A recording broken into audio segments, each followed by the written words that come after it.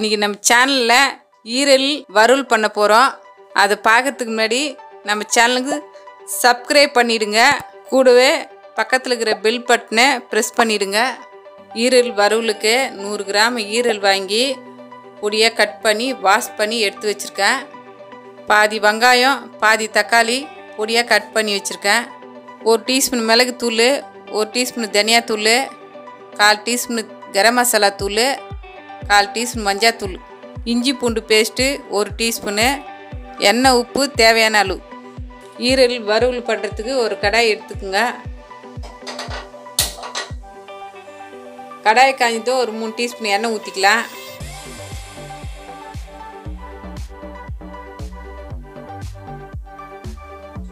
எண்ணெய் சூடாயிடுச்சு. இப்போ பொடியாக கட் பண்ணி வச்சுருக்க வெங்காயத்தை இப்போ நம்ம சேர்த்துக்கலாம்.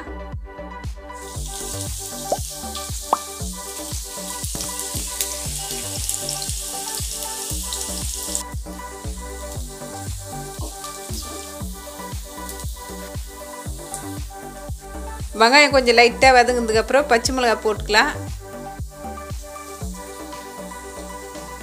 கூடவே கொஞ்சம் மஞ்சள்,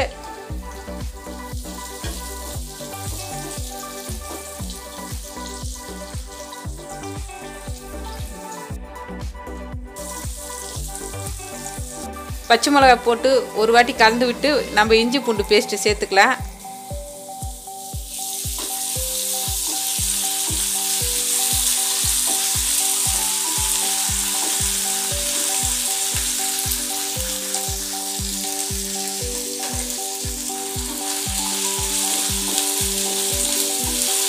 நல்லா 1 நிமிஷம் வதக்கி விடுங்க. அந்த பச்சை வாசனை போயிடும் நம்மளுக்கு.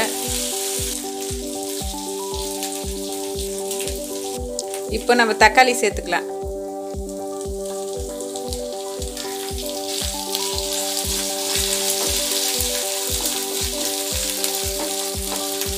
ஒரு வாட்டி கலந்து விட்டுடலாம். இப்போ தேவையான அளவு உப்பு சேர்த்துக்கலாம்.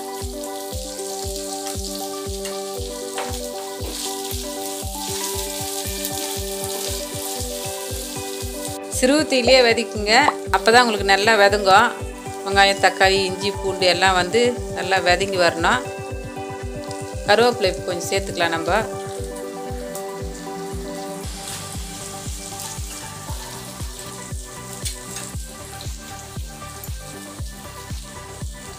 இப்போ மிளகு தூள் நம்ம சேர்த்துக்கலாம்.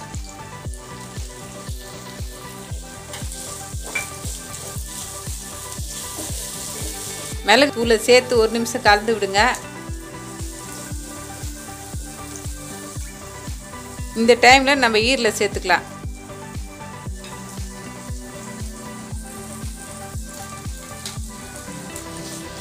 ஈரலை போட்டு நல்லா நம்ம கலந்து விடலாம்.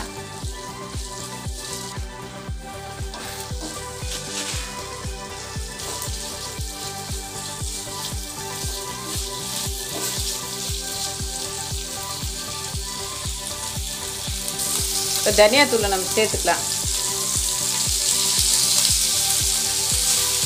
தனியாத்தூள் சேர்த்து கொஞ்சம் தண்ணி ஊற்றி நம்ம வேக விடலாம்.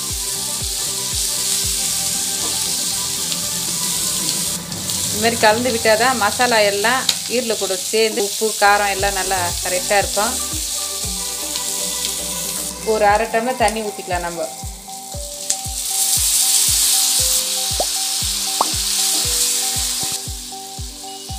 கலந்து விட்டு ஒரு பிளேட் போட்டு நம்ம மூடிடலாம்.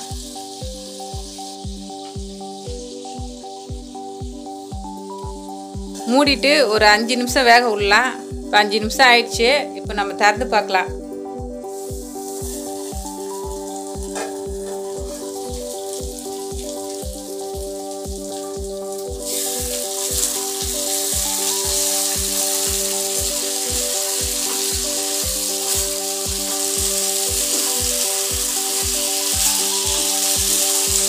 கொஞ்சம் ட்ரை ஆகிற வரைக்கும் நம்ம கலந்து விடலாம். நம்ம உங்களுக்கு தொக்கா வேணும்னா இந்த ஸ்டேஜிலே எடுத்துக்கோங்க.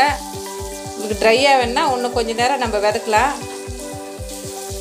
இந்த ஸ்டேஜில் நான் கரம் மசாலா தூள் சேர்த்துக்கிறேன். உங்களுக்கு நல்லா வாசனையாக நல்லாயிருக்கும்.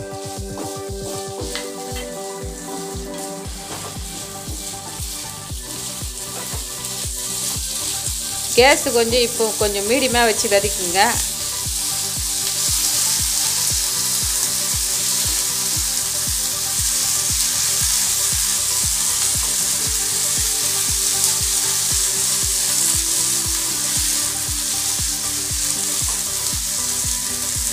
இப்போ ரெடி ஆயிடுச்சு. நம்ம கேஸ் ஆஃப் பண்ணிடலாம். கொஞ்சம் கொத்தமல்லி தாயை நம்ம மேலே போட்டுக்கலாம். ஈரல் வந்து உடம்புக்கு ரொம்ப நல்லது. இதே போல் நீங்களும் உங்கள் வீட்டில் ட்ரை பண்ணி பாருங்கள். ரொம்ப நல்லாயிருக்கும். வாரத்தில் ஒரு நாள் இதேமாரி வாங்கி செஞ்சு சாப்பிடுங்க.